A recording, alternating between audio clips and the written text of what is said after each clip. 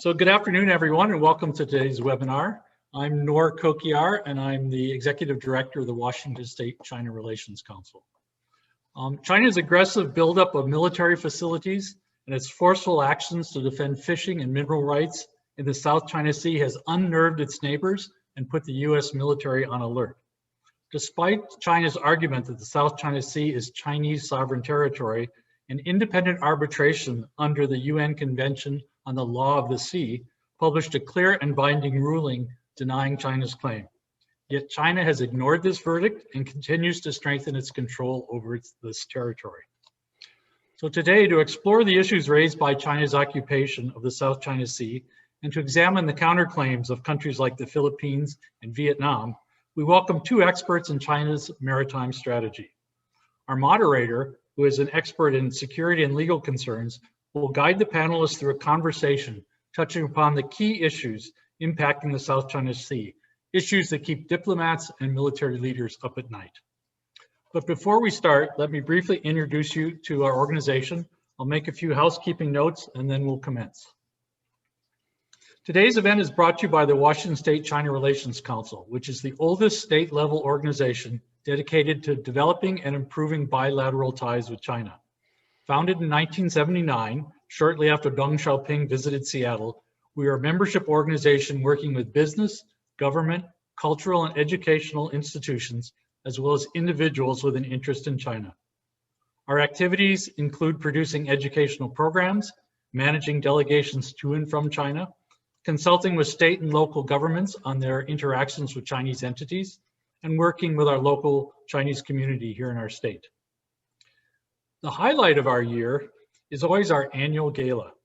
Well-known speakers that have addressed us in the past include Ambassador Carla Hills, Professor Chung Lee, Ambassadors Max Baucus, Gary Locke, and Stapleton Roy, to name a few. For 2021, we are pleased to announce that our annual gala, the 40th in our history, will be held, virtually of course, on February 2nd. The keynote event of the gala this year will be a fireside chat between former Ambassador to China and Governor of Washington State, Gary Locke, and former Prime Minister of Australia, Kevin Rudd. The two statesmen will examine China's global strategies and discuss what steps the Biden administration might take to manage the ever increasingly hostile relations between China and the US. Details about this event that can be found on our website, which is simply www.WSCRC.org. I think you can see it on the background behind me, WSCRC.org. So now let me introduce you to today's moderator and our panelists. Our moderator today is Nelson Dong, a partner in the Dorsey and Whitney law practice here in Seattle. He's the chair of their national security law practice and co-chair of their Asia Pacific practice.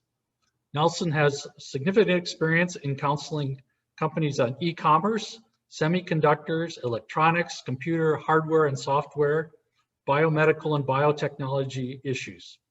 He has special expertise in domestic and international technology licensing, outsourcing and manufacturing in Asia, as well as US export control matters. Prior to joining Dorsey, Nelson served as an assistant US attorney in Boston and worked as a White House fellow. And our two panelists today, the first one is Tabitha Grace Mallory, who's the founder and CEO of the consulting firm China Ocean Institute. And she also serves as an affiliate professor at the University of Washington's Henry M. Jackson School of International Studies. Dr. Mallory specializes in Chinese foreign and environmental policy.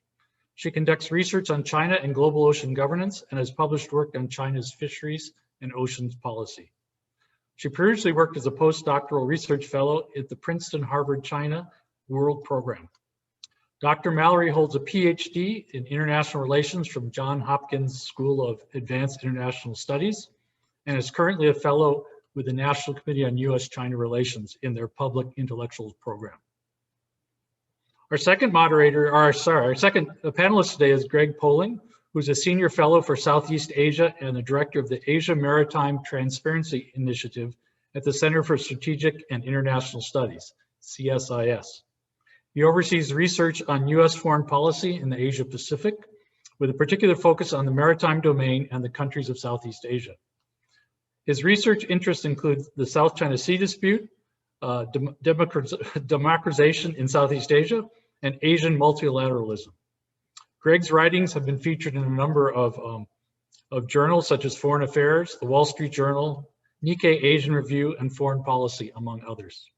He's a co-author of a number of works, one called The Thickening Web of Asian Security Cooperation, another, The Building of a More Robust U.S.-Philippine Alliance, and also one called The New Era in U.S.-Vietnam Relations. So now let me move on to housekeeping. As far as housekeeping, our panelists will discuss the topic for approximately 35-40 minutes. Then we'll go to Q&A. Please put your questions in the chat box, and our moderator will try his best to make sure that we get to all the questions. Please do put yourself on mute throughout the session. And the session is being recorded in case you want to review it or you want to share it with friends at a later time. The recording will be available on what's on the WSCRC YouTube channel, and the link for that we'll put in the chat box. I just want to caution that the recording won't be available for about 24 hours. Okay, time to get started. Thank you for everyone for participating. And I'm going to start with Greg. I'm going to ask Greg to set the stage for us. Please kind of outline kind of the history of the South China Sea, focusing on military and kind of political issues. And then once you finish, I'd like Tabitha to talk through some of the issues in the South China Sea, focusing more on fishing and mineral rights. And once the opening remarks are completed, Nelson, it's over to you to carry on the conversation. So Greg, please. Yeah, well, first of all, thank you, Norm, and everybody for attending. Thanks to the Washington State Council of China Relations and Tabitha for bringing me in, and Nelson for having the arduous task of moderating us, me in particular. Let me share my screen quickly. I want to help frame the discussion here by starting with a couple of maps, because the problem really with talking about the South China Sea is that it is the most complicated piece of maritime geography in the world. Hope everybody can see this okay. So when we talk about the South China Sea, what we're really talking about are two different sets of disputes, and we often lump them together in the press or in think tank world for brevity, but that clouds the issue. We have a set of territorial disputes over groups of islands. Those are the islands you're seeing here. So South China Sea sits at the crux of Northeast and Southeast Asia, and dotting the sea are hundreds of coral reefs and small islands. The largest group, the most dispersed, are the Spratly Islands, the ones you read about the most often. Those are off the coasts of Malaysian Borneo and the Philippines. They're claimed by basically everybody who encircles the South China Sea. In the north, you have a smaller group of islands, the paracels, which are shown as blue and gray there. And those have been occupied by China in their entirety since 1974, but they are claimed by Vietnam. You have Scarborough Shoal, which is the lone gray dot there off the coast of the Philippines, which has not been permanently occupied by anybody, was under effective Philippine administration for the better part of the 100 years, really, and then has been under effective Chinese administration since 2012. And finally, you have Pratas Reef, which is the yellow dot there. Pratas Reef is occupied by Taiwanese forces, has been since the end of the Civil War, but is still claimed by China. So these are the four island groups, the four Sha in Chinese, and the dispute over these rocks and reefs, in one form or another, has been with us for almost a decade, or almost a century. In 1909, Japanese guano miners staked claims to Pratas Reef. Within a decade of that, you had Japanese and French claims to the paracels. By the 1930s, the French, Japanese, and Chinese were all fighting over the Spratlys. So these are old disputes. And for almost that entire century, the United States and most of the rest of the world has been very assiduously neutral. The position is that nobody has an airtight claim to any of these, and I'm happy to get into how airtight or not some of those claims might be, but there's very little desire and very little to be gained by anybody else wading into this historical morass of pretty weak evidence predating World War II.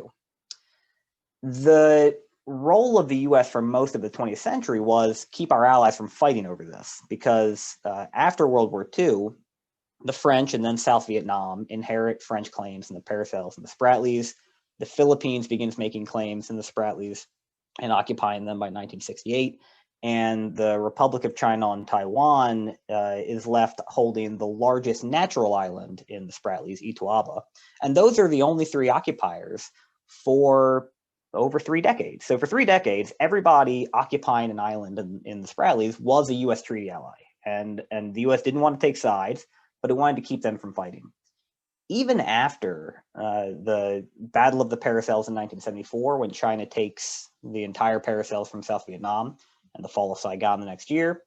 And then in 1988, China moved south into the Spratlys. Still, the US position was basically, let's just keep everybody from fighting. We have this new relationship with China after 1970 and no interest in testing the limits of the Taiwan Relations Act. So for almost a whole century, the position of the US is, let's remain neutral. The only thing that matters is peaceful resolution of these disputes. That begins to really shift in the 1990s. So a more strident China decides that its claims are no longer restricted just to the islands.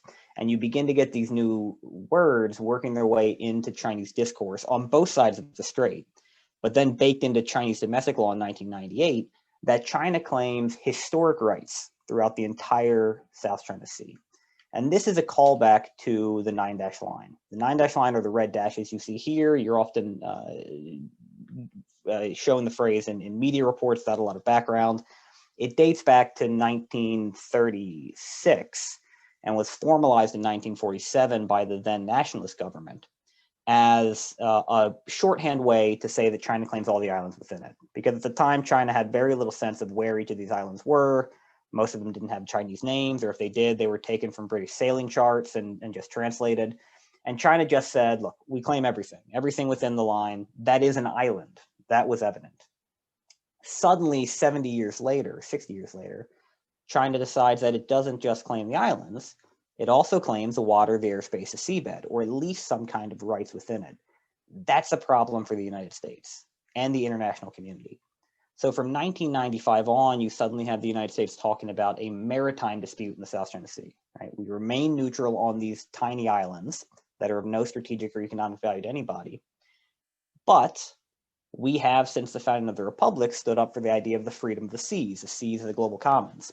And from 1982 on, we had the UN Convention on the Law of the Sea, codifying what kind of rights and responsibilities every country on Earth has vis-a-vis the oceans. And UNCLOS says every country gets a 200 nautical mile exclusive economic zone in which you have sole fishing rights, you have oil and gas rights at least that far, in some cases farther, and that's it. And yet, the 9-dash line extends about 1,000 nautical miles from the Chinese coast. So from the mid-1990s on, the government in Beijing is officially claiming some kind of ill-defined rights 1,000 miles from shore, 5 times as far as is permitted by international law. That is where U.S. interests collide with China's in the South China Sea. And from that point on, everything that happens on the bilateral side has to be seen through that prism. This twin dispute between the U.S. trying its hardest to remain neutral in the islands dispute, while trying to thread the needle and say we're not neutral on maritime claims, and Chinese claims are illegal and cannot affect the rights of third parties, us and others who use the South China Sea. All of this remains a bit of a footnote until around 2013, when, after a series of incidents that we can talk about later, mostly involving the Philippines and China, China embarks on this massive island building campaign, in which China's 7 outposts in the Spratlys suddenly go from looking like this to looking like this. In the course of about 18 months, China constructs 3,200 acres of artificial land in the Spratly Islands and builds on those 3 fully operational air and naval bases and 4 smaller bases, permanently upending the status quo in the South China Sea. And that's where we find ourselves today. Everything after has been largely international reaction to that militarization and island building campaign. And I'll throw it to Tabitha. Thanks. I also would like to thank the Washington State China Relations Council for having me, and to Nor and Mon for organizing this, to Nelson for moderating, and to Greg for joining me. So we have people from both Washingtons here. And thanks to the audience for joining today too. So because I do most of my research on Chinese fisheries and marine environment, I thought I would speak about some, so that, if we're answering the question of what, when, where, why the South China Sea, I thought I would answer some of those questions in the context of resources. So let me share my screen. And hopefully it will go into presentation mode.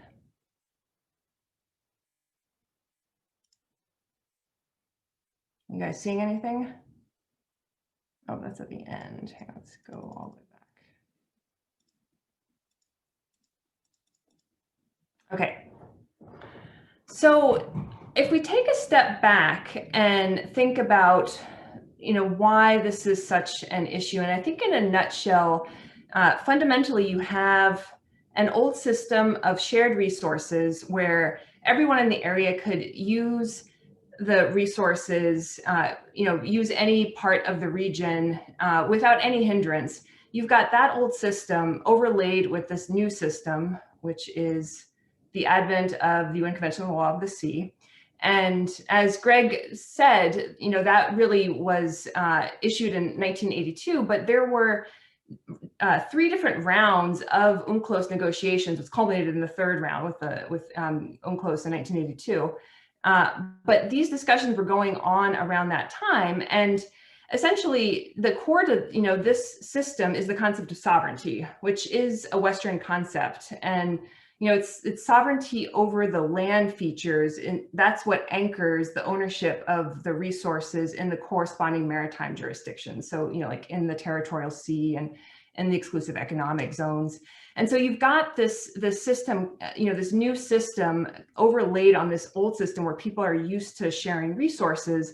And so when this collision happened, there was, a rush to establish sovereignty over some of the features, but it's also muddled by these claims that aren't really anchored in the rules that were established by this contemporary international law system. And so the prime example of that is China's 9-dash line claim to the South China Sea. And so there's a lot of history here, as Greg has alluded to. And China's official claim really starts with the the issuance of that 9-dash line map in 1947 from the nationalists. And while that was controversial, the South China Sea at the time wasn't as much of a priority for the region, which was recovering from World War II, kind of trying to get rid of the colonial powers, which were still there. And so you don't really see it heat up, kind of to the levels that we have today, until we have really what added fuel to the fire, if you will, was the discoveries of the hydrocarbon resources in the 1960s and 70s.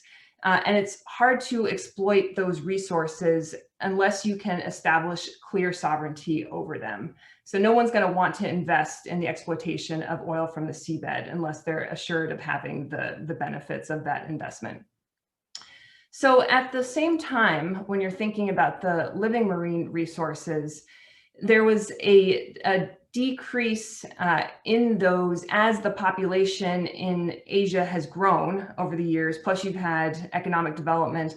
And then starting from around the 1950s and maybe more in the 1960s in Asia, you've had the industrialization of fishing fleets around the world. And so in Southeast Asia, this was also true, especially trawling was really the big development.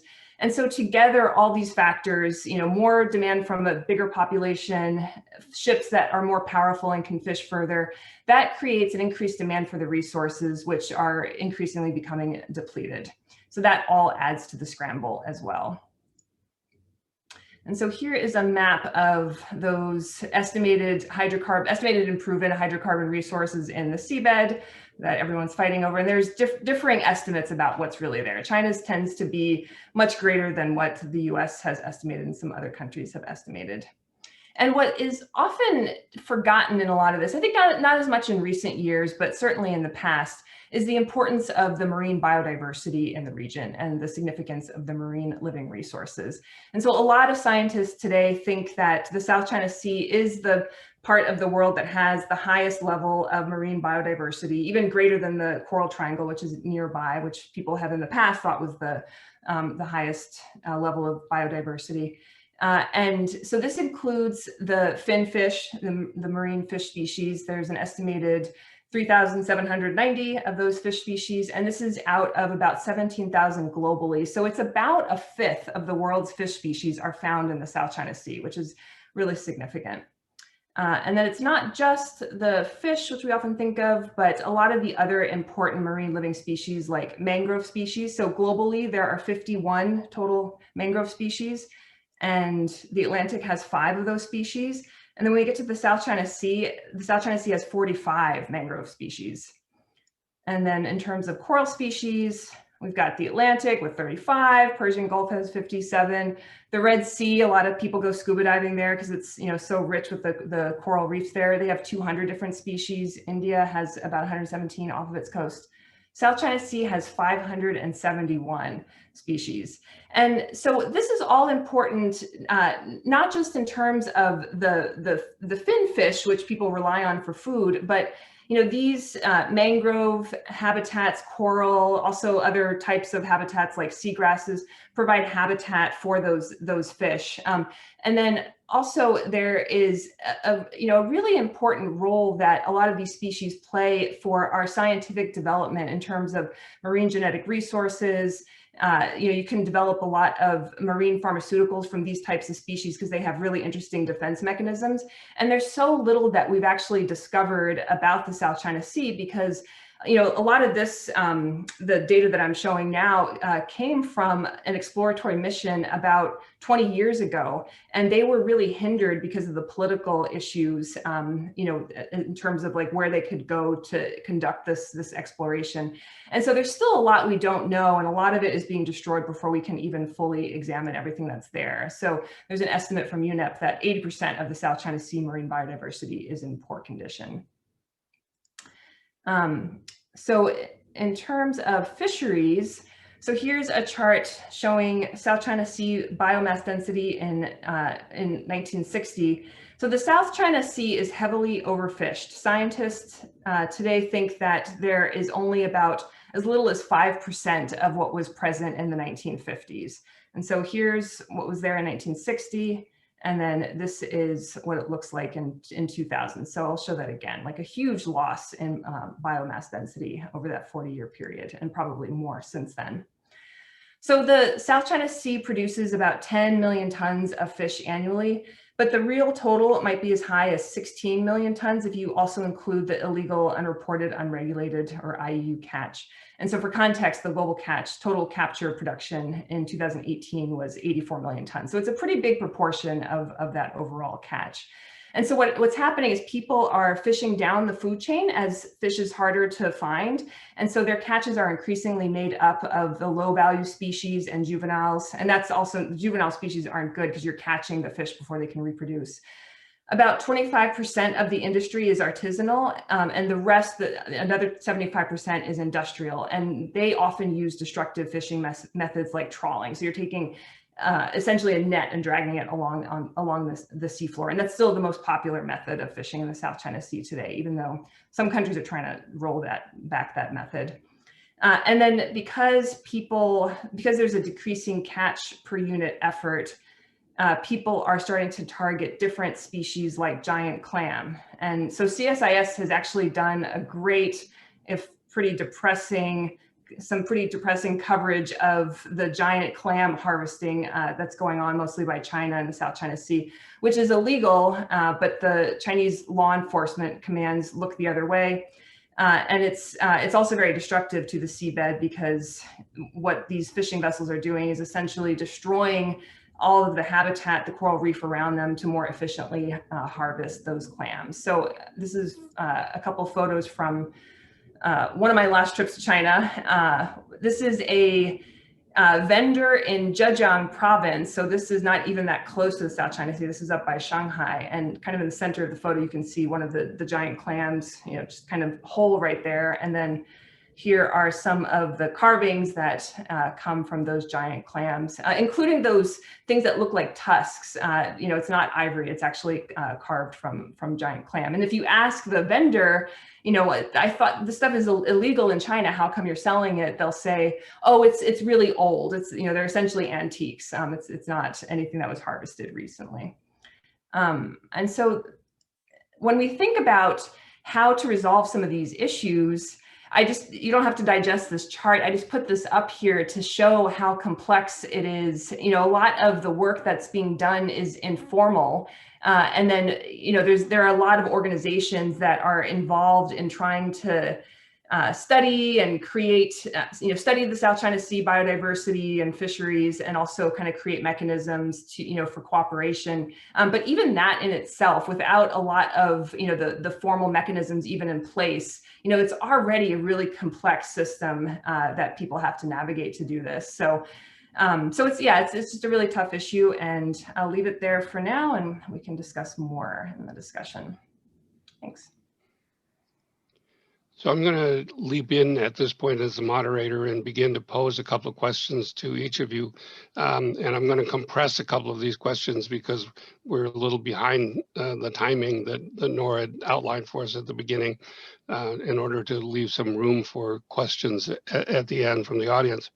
So Greg, let's go back to you for a moment and talk a little bit more about UNCLOS and the arbitration that was taken to The Hague by the Philippines between 2013 and 2016. How did that go? What came out of it? And what was the response from China to that? And then sort of related to that, if you can sort of pivot away from those two countries and talk about the other claimants like Malaysia, like Vietnam, the other players in the region, how have they taken some lesson or not from what the Philippines went through in their experience? Yeah, so this is arguably the immediate trigger for China's island building campaign. You have the current cycle of tensions that we are trapped in now really starts in 2009. That's when the numbers of run-ins between Chinese law enforcement and its neighbors and Chinese fishermen and its neighbors starts going up, largely in reaction to the formalizing of some of these seabed claims. In 2012, things really come to a head when Chinese poachers are caught operating in Scarborough Shoal off the coast of the Philippines, which, as I said, was an unoccupied reef, had been under American administration until 1946, and then under Philippine administration from 46 until 2012. When the Philippines try to arrest those Chinese poachers, it provokes a standoff with Chinese law enforcement that goes on for several months. And at the end of the day, the Filipinos withdraw, believing that Chinese forces will also withdraw. That doesn't happen, and China has been in control of that reef ever since. The Philippines, under the former government president Benigno Aquino, finds itself completely flustered. It has tried to no avail to negotiate a mutual withdrawal with the Chinese. It's becoming quite clear that Washington either won't or can't find a kind of feasible way to intervene, because nobody wants to provoke a fight over this reef, especially when it's Chinese law enforcement there. And it's not clear how you get them out now that they're in without using force. And this follows, I mean, really 2 decades of failed diplomacy between the Association of South Asian Nations and China, in which the Filipinos now, especially under Aquino and his advisors, have become absolutely convinced that China, particularly with the rise of Xi Jinping at the end of 2012, is not going to negotiate in good faith, no matter what, and that Scarborough Shoal is clear proof of that. And so their only remaining option is to file case under Article 7 of the Unconventional Law of the Sea, which allows binding arbitration for parties to the treaty. China is a party to the Unconventional Law of the Sea, as is the Philippines. In fact, China helped negotiate the Unconventional Law of the Sea. So they file this case at The Hague. They bring 15 different claims against China. Many of them are really at the heart of the dispute. The 9-dash line, they argue, is not consistent with international law. They argue that most of the rocks and reefs, well, none of the rocks qualify as islands under the UN Convention on the Law of the Sea. And many of them are in fact underwater and therefore can't be occupied at all by China. And that because none of the islands are islands, all the waters surrounding them, in fact, belong to the Philippines, are uncontested Filipino waters. Or for those that are beyond 200 nautical miles, they are international waters, and China can't claim them. And then there are other issues that Talbot is better qualified to discuss on specific issues of fisheries management, harassment of Filipino fishing, and environmental destruction. After a long process, in July 12, 2016, the court rules, and they find in the Philippines' favor on 14 3/4 of those 15 claims. The only issue that they don't rule on is a question of Chinese harassment of a Philippine Navy vessel that's intentionally grounded on one of the reefs, because there's a big carve out in UNCLOS. You're not allowed to touch on military issues. So the court rules that the 9-dash line is not a legal claim. It has no grounding in UNCLOS. China, if it wants to make claims in the South China Sea, has to do so within the framework of international law like everybody else. Islands aren't islands in the Spratlys. They're only entitled to 12-mile seas, etc. And basically, the Filipinos win it all. Unfortunately for the Philippines, and I would argue unfortunately for the rest of the claimants, 12 days before that ruling, Rodrigo Duterte is inaugurated as the president of the Philippines. Aquino is out. And so by the time this grand victory of Aquino's comes down, he's 12 days too late to help push it. And the result has been, for the last 4.5 years, the Duterte government has what they call shelved the ruling. They argue that they still want it. It's the law of the land, but they don't think it's going to do any good to shove it in China's face. As for the other claimants, nobody else is going to go rushing down this legal road. The Malaysians certainly don't have the stomach for it, neither do the Indonesians. Vietnam has toyed with the idea many times. There was a pretty explicit decision made in 2014 when the Vietnamese were under their own significant pressure from China to look into whether or not to sue China.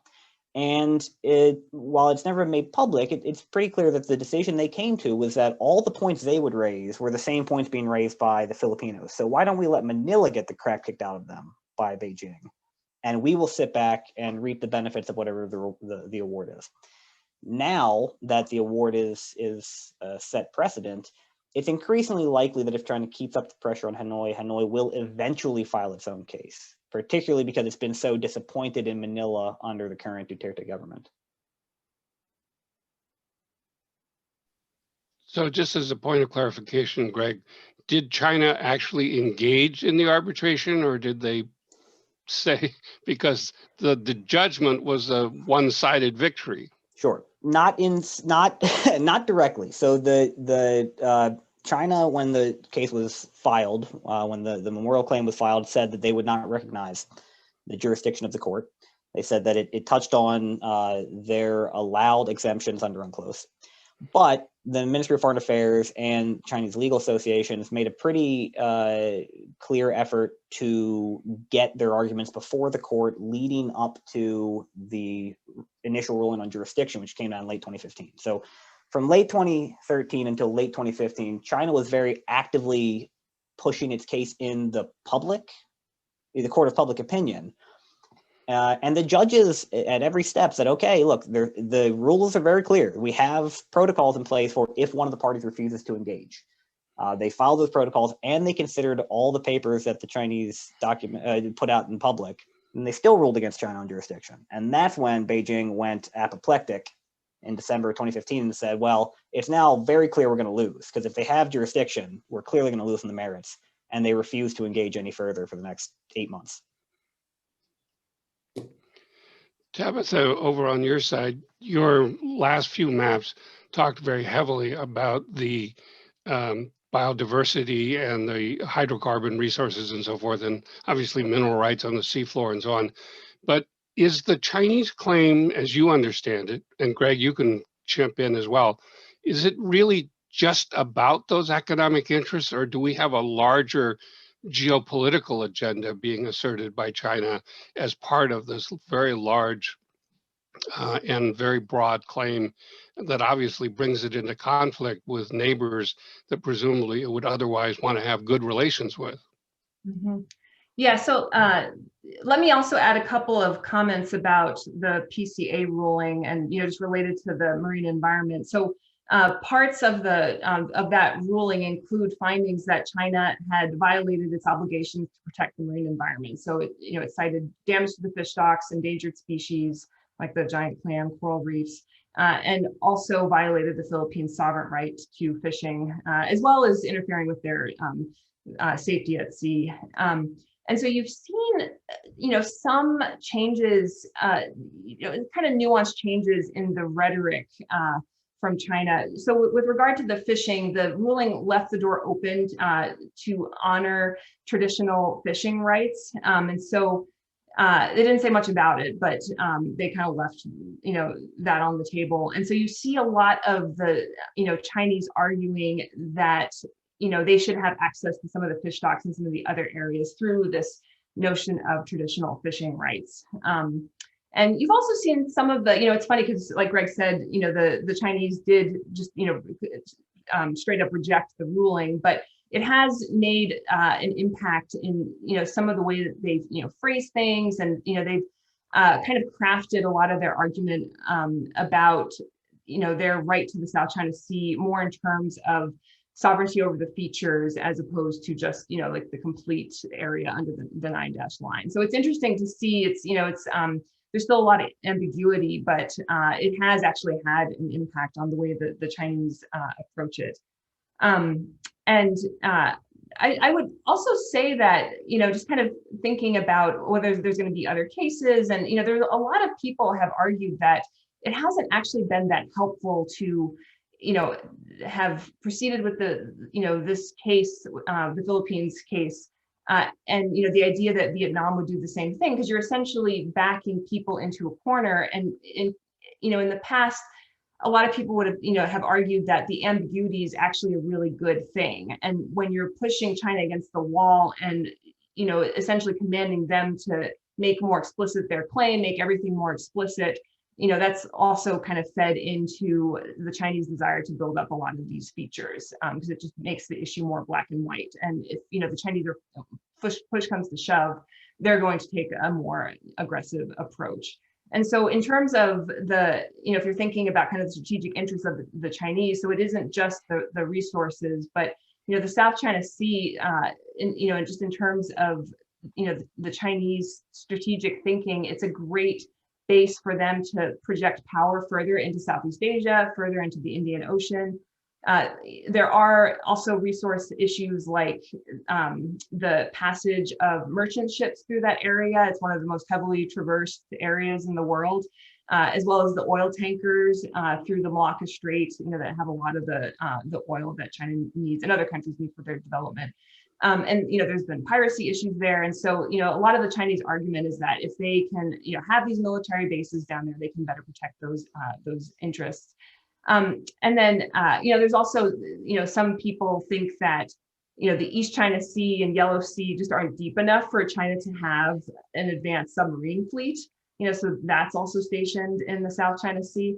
And then, there are other security issues like submarine cables, which a lot of people don't really think about as a security issue, but there are a bunch of submarine cables going through that area, which, if those are intercepted, that could be really disastrous. And then, really there's the issue of face, which I think a lot of the audience is familiar with. And, the notion that China, as well as other countries, would lose face if they had to back down from their position. And a lot of the CCP legitimacy comes not only from China's economic development, but also from, their upholding Chinese nationalism and defending the country against, outside forces, kind of trying to take China down. So. Greg, do you want to add anything to what Tabitha just summarized there?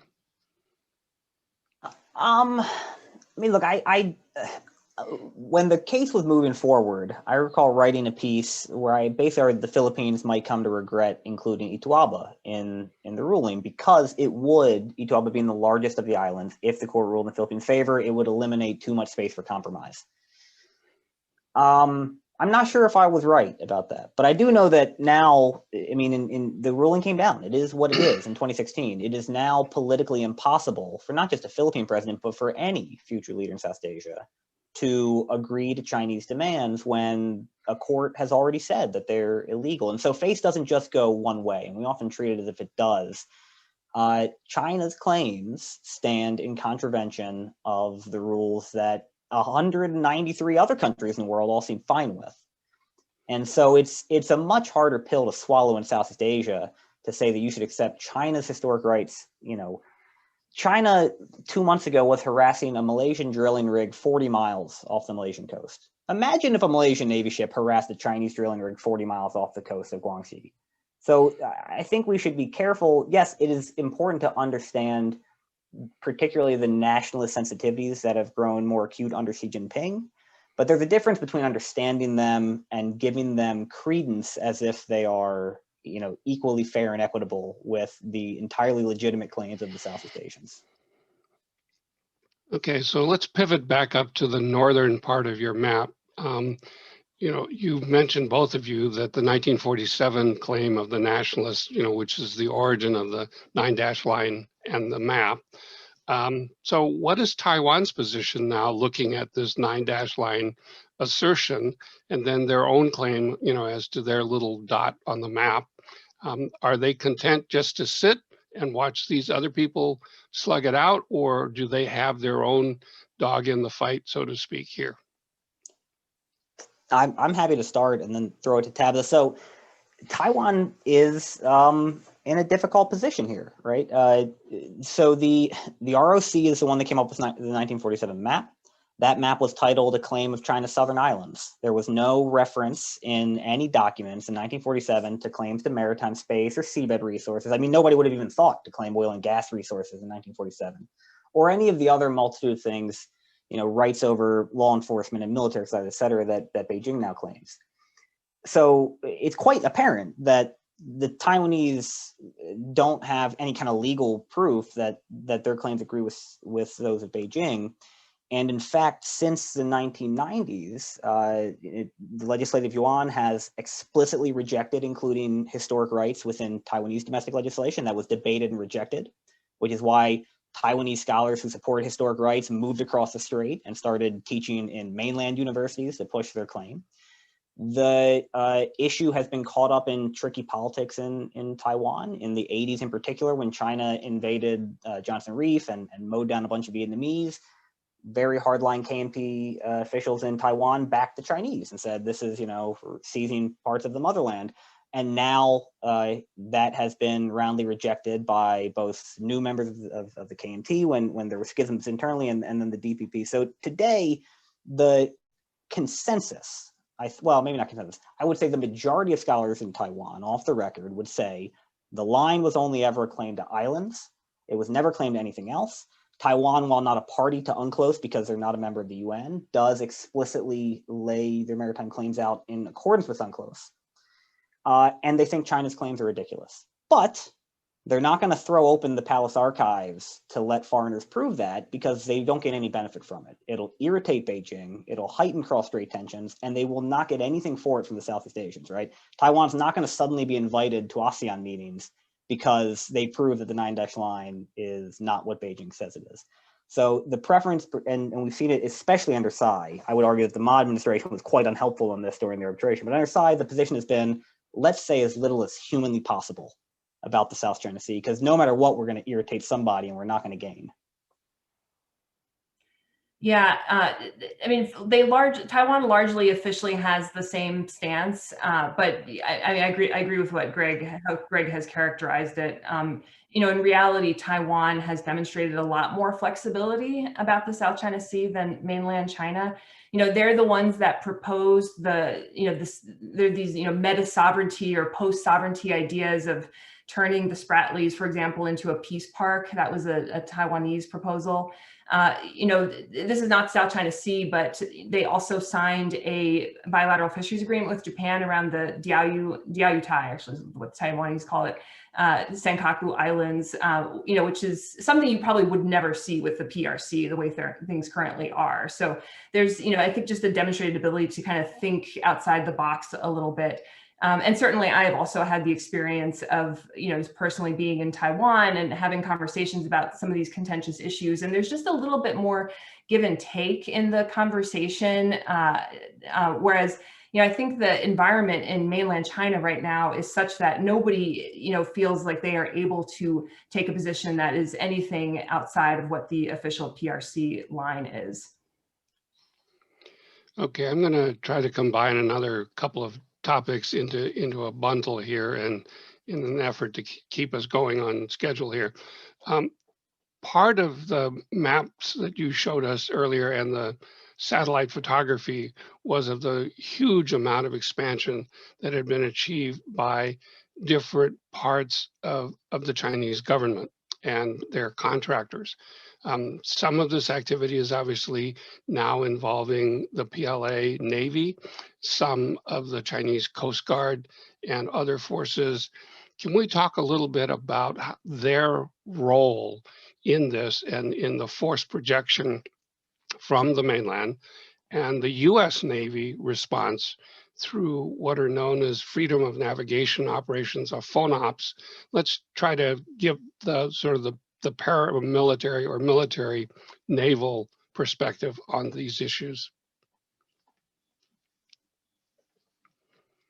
Do you want me to start? I could take the FONOPs first, and then Greg, you talk about the forces, and I'll add a little bit on fisheries?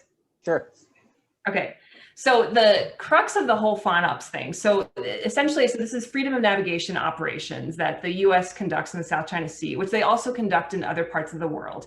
So the issue with China is that there are differing interpretations of what freedom of navigation means. So the US interpretation is that freedom of navigation includes peacetime military operations, whereas the Chinese believe that it doesn't. And so the U.S. is essentially, most countries in the world agree with the U.S. interpretation of this, although some big countries like India actually don't, but it's mostly the, kind of consensus around the world.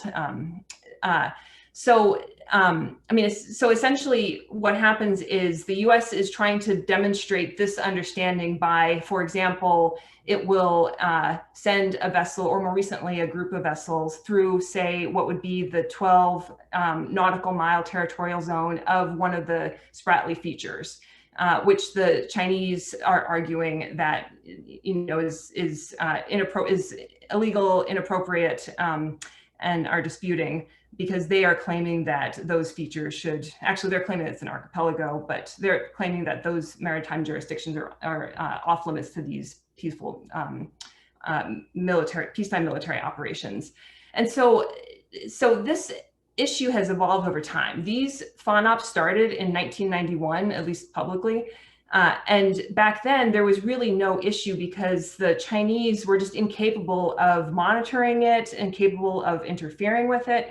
And what's happened in recent years, as the Chinese have become, just more powerful, they have more presence down there. There are just literally more vessels at sea from the Chinese. They are now shadowing a lot of the US vessels that are doing this. They are increasingly interfering with them. They're able to just monitor better. And so it's taken on kind of a life of its own, whereas in the past, it was just really a routine operation that kind of both sides understood the rules of. And so on the Chinese side, a lot of what has happened is they are turning it into an opportunity to justify the buildup of their military features in the South China Sea. So they're kind of arguing that the US is doing this to attack them, and the Chinese are responding defensively, and so they need to build up these features. More recently, the U.S. has kind of tried to control that narrative a little bit more. But in any case, media on both sides are really blowing it up. The US has also increased the frequency of them. During the Obama administration, for 3 years, there were no FONOPs. And then in 2015, they started up again. I think there was just one that year. And they've been increasing in frequency since then. So in last year, there were 8, I believe, 8 or 9. And then that was the same as the previous year, but they've kind of gone up in frequency. And so the risks of this are that it could escalate, into an armed conflict. And it's somewhat unlikely that a FONOP would be the thing that does it, because, they are involving professional navies that have protocols and a code for unplanned encounters at sea. So that puts a bit of a cap on it, and both sides are unlikely to want to have something like that escalate into a greater conflict. But what I will say is that, aside from the FONOPs, which get the most publicity, there are also just kind of day-to-day operations by the US Navy in the South China Sea. So I think in 2019, there were 700 to 900 ship days per year in the South China Sea that year. And so, these kind of under the radar operations, that is probably what is more likely to result in some kind of conflict. But the conversation kind of just keeps going around in circles, and there's really no resolution. It's, in my view, it's been a bit blown out of proportion. Greg? Yeah, so I mean, I tend to agree with that. A minor correction. So as Tal pointed out, we've been doing South China Sea FONOPS since '91. The program's been around since '79. It started under the Carter administration as a way to put pressure on other countries to finish the UNCLOS negotiations. What happened in 2015 is that it got talked about. It became an issue for the press. Prior to October 2015, when the USS Lassen did an operation by Reef, nobody knew what a FONOP was if you didn't work in like the JAG's office or an OSD in the Pentagon. And in fact, in hearings that year, when asked, do you do South China Sea FONOPS, the Pentagon told the SASC, headed by Senator McCain, yeah, we just did one in May. Nobody remembers that part. All they remember is the October one, which hit the press. So they were being done in the first 3 years of the Obama administration. There was just, you can go and find the reports on the DoD website that'll tell you how many they ran against China in each of those years, going back to 1979. But nobody was checking those reports. They bizarrely, in the last 18 months of the Obama administration, as Tavis said, got blown out of proportion and became these weird emblems of U.S. credibility, right? So if the Obama administration took too long between FONOPS, it was a sign that they were weak on China. And if they did them too quick, well, now they're saber rattling. And so the one good thing that I actually do give the Trump administration credit for on the South China Sea is that Mattis, 3 months into office, said, give me a whole annual schedule of FONOPS. I'm signing off on all of them at once. They're going to happen every 6 weeks like clockwork. And then it'll be clear to everybody that they're not political, because we don't care what's happening on the ground. We don't care what's happening in the trade war. The FONOPS have happened every 6 to 8 weeks for 4 years, regardless of the status of U.S.-China tensions. Now, and that has helped, I think, put FONOPS, you still hear them every once in a while, but they're not nearly as big an issue as they were in 2016, 2017.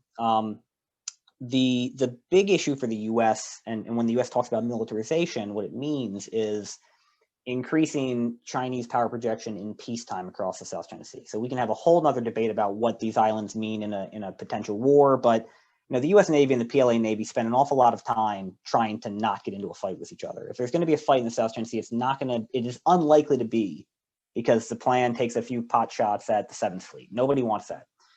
Most of China's investments today are in Coast Guard and paramilitary forces in the South China Sea. So those island bases that I showed, what they have created is a situation in which you have literally hundreds, about 300 on any given day, Chinese fishing boats, many of whom are in the official militia, operating forward-based in the Spratlys. They no longer have to sail back home to Hainan or Guangxi or Guangzhou. They stay for 6 months a year in the Spratly Islands. And most of them don't fish, at least not regularly. They sit there and they wait until the opportunity arises to get called up to go harass the Filipinos for something or help, buzz a Vietnamese oil rig, and then they get a check for hazard pay from the government to do that. So they're essentially a paramilitary force being paid who happens to be aboard fishing boats. And then combined with that, you have the China Coast Guard, which is now the largest Coast Guard in the world by both tonnage and number of ships. The Chinese Coast Guard has vessels out in the South China Sea every single day. There's at least a dozen right now, most of them in the Spratly Islands and Paracels, at least 4 of them patrolling reefs off the Malaysian and Filipino coasts, again, within 40 or so miles of Malaysia. And on average, they're about 4,000 tons, some as big as 12,000 tons. They are the size of a U.S. missile destroyer. They are bigger than any Navy ship that the Filipinos can put up against them. This is not, it's not going to provoke a military conflict with the U.S., but what it is doing is, by sheer force of numbers and the implicit threat of violence, shoving the Southeast Asians out of these waters. And so the problem for the U.S. is that you have this, what's called now the gray zone, in which China throws its weight around, uses force, sometimes ramming boats or intentionally creating the risk of collision, but without actually firing a shot, or at least without firing a shot at a foreign Navy vessel. That doesn't really make a difference if you're a Filipino fisherman or a Vietnamese oil and gas operator. Say, well, they're not technically foreign combatants because their hulls are white, not gray. it's still a use of force, and it's a use of force that's working because the US and other outside parties have neither a legal nor a political ability to respond to this kind of gray zone pressure. That's the real value of these islands. Okay, my last one before we open it back up to Nor and handling the questions that have been accumulating in the chat box. Quick fast forward, instead of looking backward, let's look forward. We expect a peaceful transition of power on January 20 in Washington and a new administration coming in, new Secretary of State, new Secretary of Defense, and new National Security Council staff. What is your crystal ball projection? Will any of that change or what we've been talking about in the past 45 minutes? Tabitha, do you want me to start? I'm stuck here in the wrong Washington. Yeah, you start.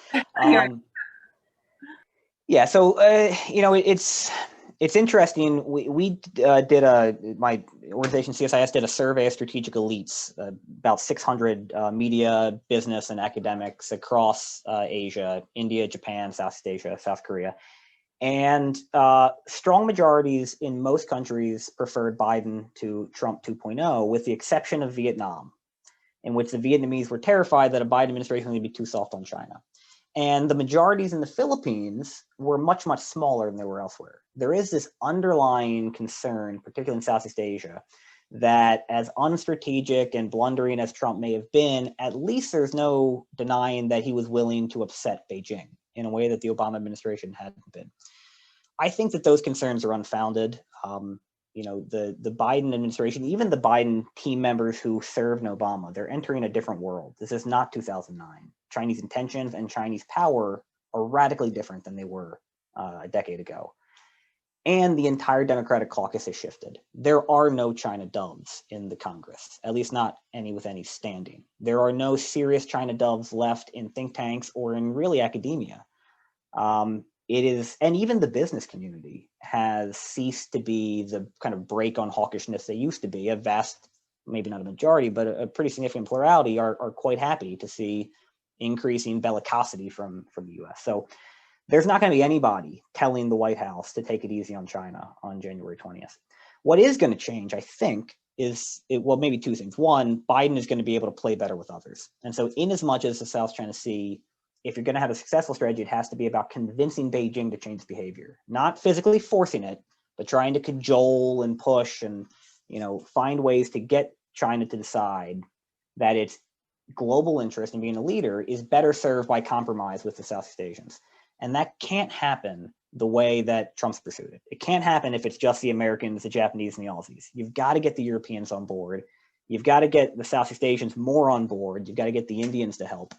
And Biden has a better chance of doing that. Two, a Biden team will have much more credibility to talk about international law. I mean, Mike Pompeo might have said the right things over the last 6 months, but how do you get Mike Pompeo to walk into a room and say, wait, let's talk about UNCLOS? And everybody says, aren't you the guy that tore up the JCPOA and left the WHO and left Paris on day one? You're going to talk to us about international law? So that hopefully gets better, because I assume there'll be executive orders on day one, on the 20th, that restart funding for WHO, join the COVAX alliance, and rejoin Paris. The final word from you, and particularly on sort of the broader maritime security agenda that might be served by a Biden administration. Are you asking me or Greg now? You. Okay. So I agree that I don't think any of these problems are going away anytime soon. But I do think that the new Biden administration will at least, kind of inject a bit more stability and predictability to the relationship, which I think will be helpful. What's been interesting is the administration has really increased their focus on illegal fishing, illegal, unreported, unregulated fishing. There's, a couple of years ago, they issued the Maritime Safe Act, the Security and Fisheries Enforcement Act, which has gotten funding through the National Defense Authorization Act. And there's been some hiccups there with Trump vetoing it, and it's probably being overturned. But what it's doing is giving some budget money to both study IU fishing globally, actually, as well as the distant water fishing fleets around the world.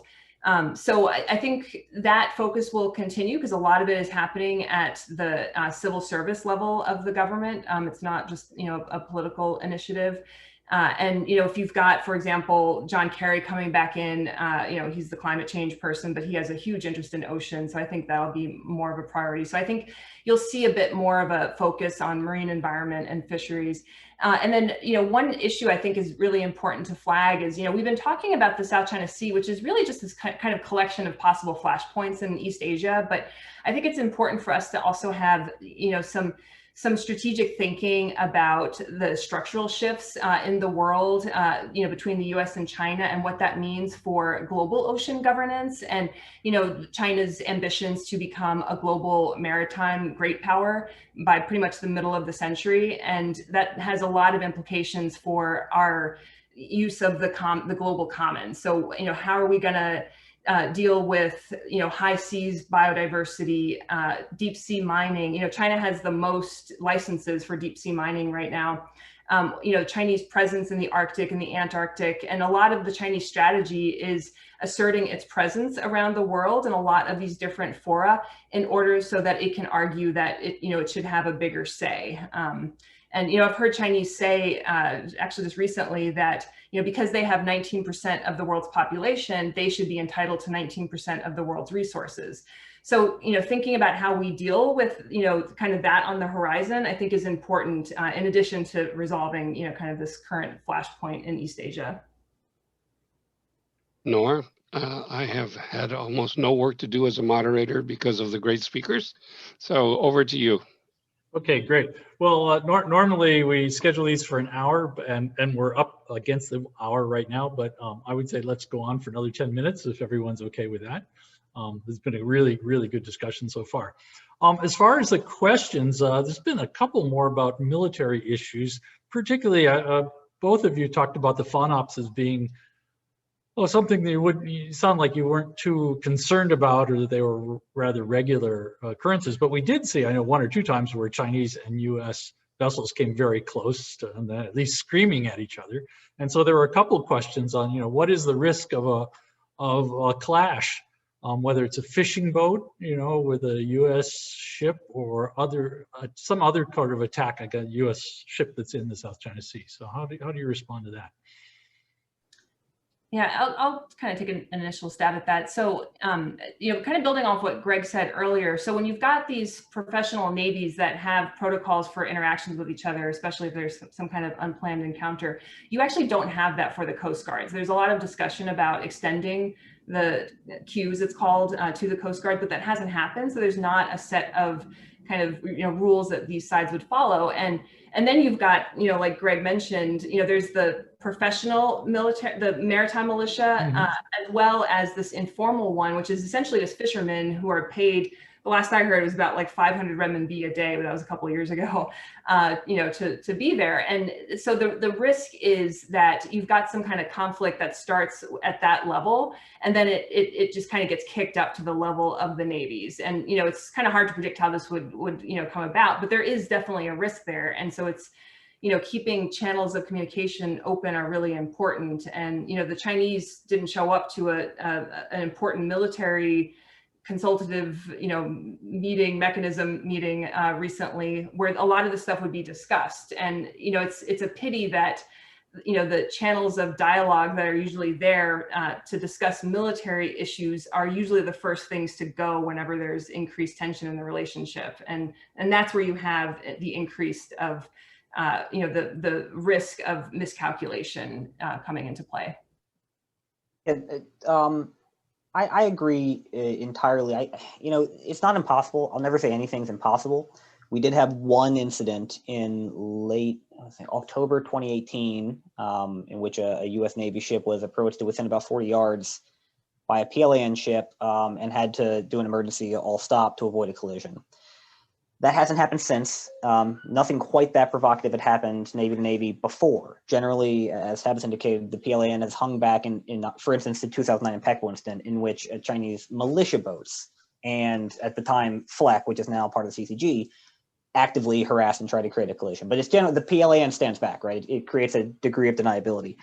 After that 2018 incident, I mean, I was in Beijing and Nanjing doing some roundtables, including with current former PLA, and nobody was quite sure what happened, frankly. I mean, I think obviously somebody knew what happened, but it was very clearly being disavowed. There was a kind of an effort, I think, to shove responsibility onto the South Sea Command, and couldn't know, maybe it was the captain. In either case, it was clear that I think people realized that was a little too close for comfort. And so there is going to be an effort, and we've seen an effort for the last 2 years to keep things professional when it comes to mill. There are still dangers, for instance, that you constantly hear U.S. mariners complain that they have these agreements, including CUES, the Code for Unplanned Encounters at Sea, which determines what your bridge-to-bridge communication is supposed to be to avoid collisions. And PLA and operators, particularly in the East and South China Seas, refuse to use the script. So you'll hail them, you'll give them the line you're supposed to give in CUES, and they'll get back on and scream at you to go away. And then you say, well, that's not the response you're supposed to give me according to this agreement. Right. But still, it seems unlikely. The one other thing I'll say is, in those discussions in China, what I'm constantly struck by is there is a real desire. I don't even think I think it's completely genuine. A view on the Chinese side that these two things, the multilateral dispute over islands and waters with the Southeast Asians, and this very narrow dispute with the U.S. over FON, are entirely separate and should never interact.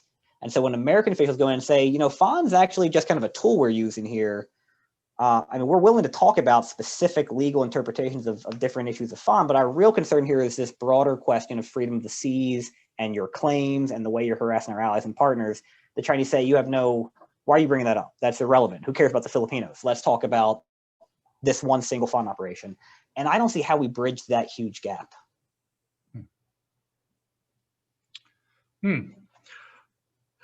Thanks. Another question we've got is, how do the Chinese kind of rationalize that they promised Obama that they wouldn't militarize the South China Sea, and now all of a sudden you've got, as you said, 3 big operational airfields and vessels all over the place? How do they respond to that? Well, on that same trip, people forget Obama and Xi also inked a deal on cybersecurity, and there's never been a Chinese cyber attack on the United States in the 6 years since, right? So, of course, being facetious, I don't know anybody who actually believed it. I mean, I was certainly on policy Twitter. I don't think any official walked out of that Rose Garden meeting and said, we won. Xi Jinping promised that he's never going to militarize the South China Sea. For one thing, it was a very clearly improvised line. And 2, it was a very ambiguous line. He said, we do not intend to militarize the Spratly Islands. Well, there's a whole lot of outs there. 1, he can do whatever he wants in the Paracels. 2, what's militarization mean? China will continue to maintain that everything is done as defensive, which is weird because it's built 72 fighter jet hangars in the Spratly Islands, but apparently it needs 72 fighter jets to defend against the Philippine Air Force. And 3, they don't intend to. Things change. We didn't intend to, but we had to. We had no choice. So I don't think anybody actually thought that meant anything. Now we use it as a rhetorical cudgel because it's useful. Could the U.S. have done anything to really stop this? Or, I mean, back in Obama days, it just, as you said, it happened very quickly. Was there anything the U.S. could have done at that point in time? Maybe. The question is there anything the U.S. could have done that would have been both accepted by the Southeast Asians? Because it's very easy now, especially in Manila, to hear stones cast at Obama, but there was not a huge call in Manila to go start a war over the Spratly Islands. And 2, would you have been able to get support for it at home if it escalated? There is clear evidence that China was surprised by how meek the response was. So we've had some former PLA generals who have talked in Chinese media of late who have said that, we kind of, after the initial dredging started in December 2013 and it was made public pretty early in the spring in 2014, the Obama response was so muted that we thought, all right, full steam ahead, and we got to work on Subi and Mischief Reef too. So I think you could have slowed it. I think maybe it wouldn't have been as grandiose as it is now, but I don't think there was ever any will, domestically or internationally, to do more than impose diplomatic cost and more, naming and shaming. And can I ask a question? I mean, I was listening to Kevin Rudd last week, and he was talking about, China's ambition, of course, is to push the U.S. as far away as possible out of the first island chain, back to Guam or whatever. Was building up these islands part of that grand strategy, or was it more about securing, the fish and the oil rights and that kind of stuff in the South China Sea? This is a big question, and one maybe where Tavis and I have different opinions. But Tavis, I think, is more plugged in to what Chinese interlocutors are actually saying. I'm more plugged into what Southeast Asians are complaining about what Chinese interlocutors are saying. So maybe Tabitha can start that one.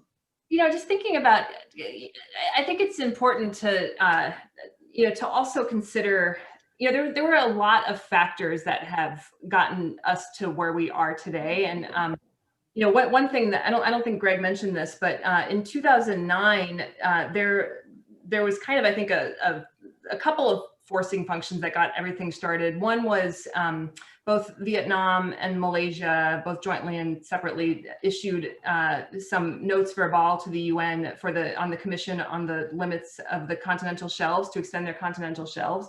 So that's one of the things that kind of kicked it off. You know, the Chinese responded pretty hard to that, and it's like the first time, you know, in recent history they, you know, made a statement about their claim and issued, you know, a map in the PRC era. And, you know, at the same time, that's when the US kind of issued its pivot or rebalancing policy. And you know, the Chinese kind of took that to mean, I mean, it was probably kind of what we implicitly intended, or, you know, I think the purpose was, but the Chinese kind of took that as, you know, really directed at them and, you know, to contain China. And I think, you know, the combination of those factors, and then plus the, you know, the stuff leading up to the PCA ruling, you know, I think that the Chinese justify a lot of their actions that way.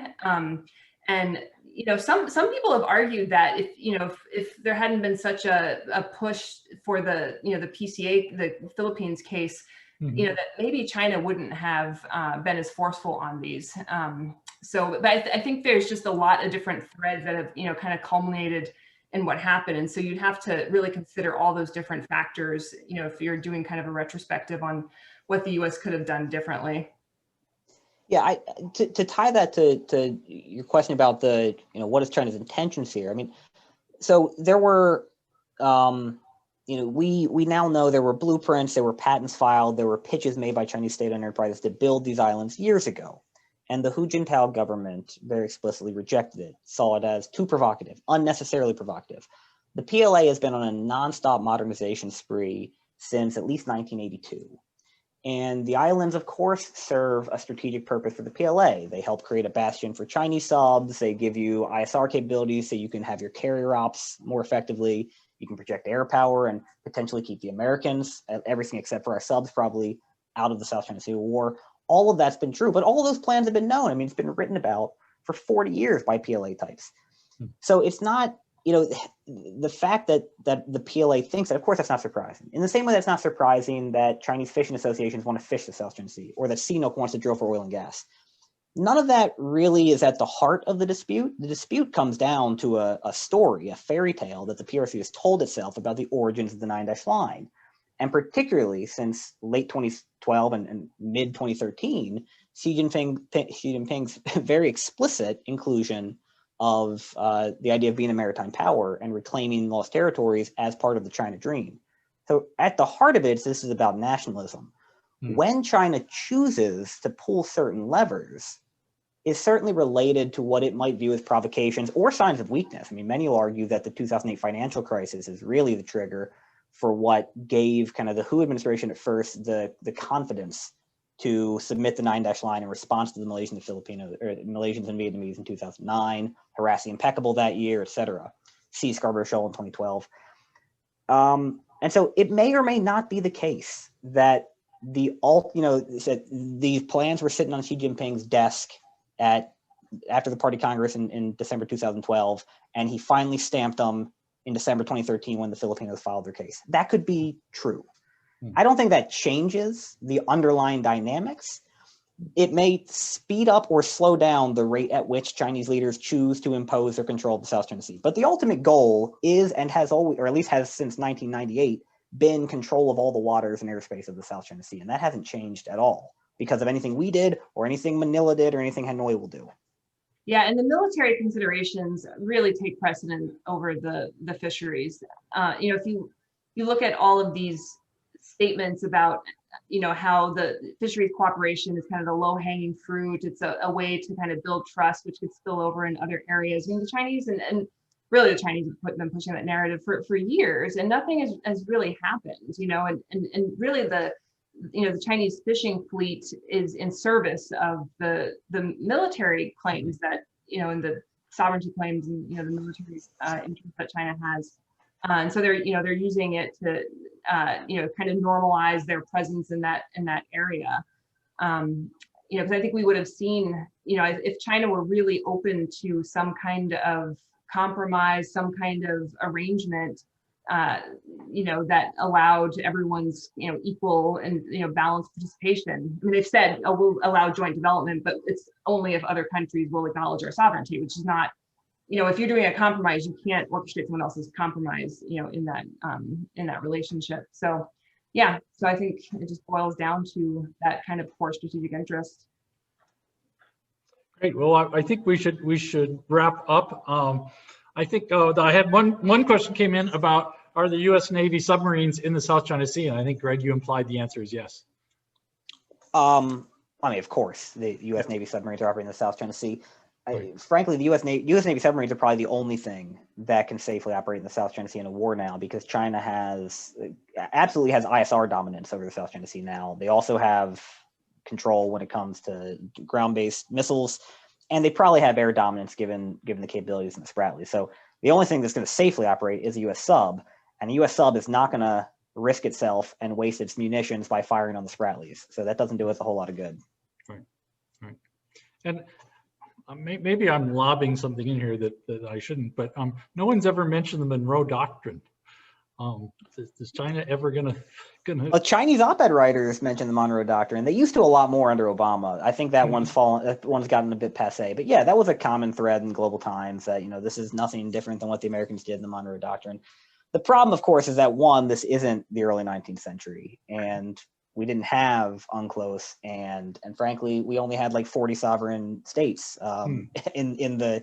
I hope that we have moved on beyond the colonial era by 2021. Two, I mean, even if you want to kind of fall into that facetious argument, the U.S. Never claimed fishing rights, 10 miles from the coast of the Dominican Republic or anything. This is not the same thing. Right. That was to defend those countries from, others trying to come in and take advantage of. Right.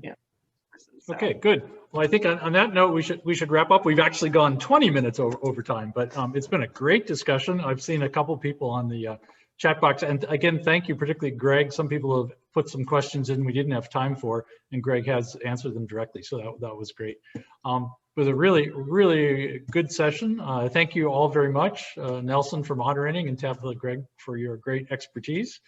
For those of you that enjoyed today's session, I would encourage you to take a look at attending the gala, which again, the main part of the gala is going to be this conversation between Kevin Rudd and Gary Locke, talking about China's global strategic global strategies, and then how the Biden administration reacts. So I think it could be a great discussion. So again, thanks everybody, and good evening. Thank you. Thank you all. Stay safe. Do well. Thank you.